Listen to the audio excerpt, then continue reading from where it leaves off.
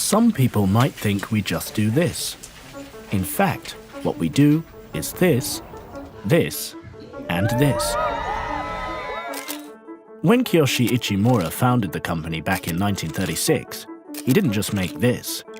He thought about this, and this, and this. He believed in innovating on behalf of customers to pursue sustainable business practices on behalf of every life RICOH touched. Right up to today, we believe that all our actions should balance this, this, and this to help create a more sustainable society.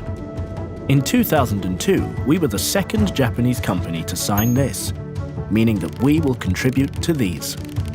We already had over 80 years of sustainability history behind us, but our commitment meant we looked again at how we could make better versions of these in order to benefit the world.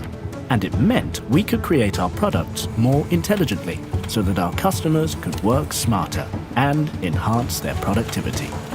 We wanted to reduce our CO2, so we changed how we powered these, and these, and these, by using more and more of these. In fact, we were the first Japanese company to join this, and by 2050, all our operations will be 100% renewable.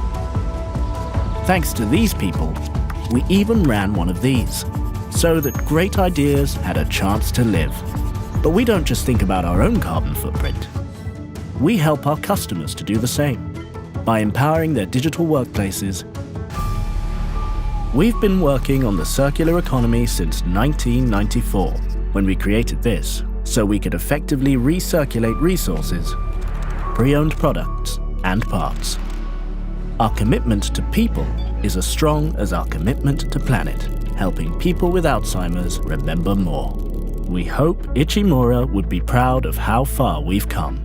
And while RICOH's sustainability ethos might have been founded in our past, we know it is integral to our future.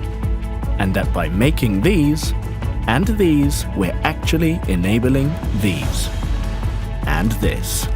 And we know we'll keep on doing so for generations to come.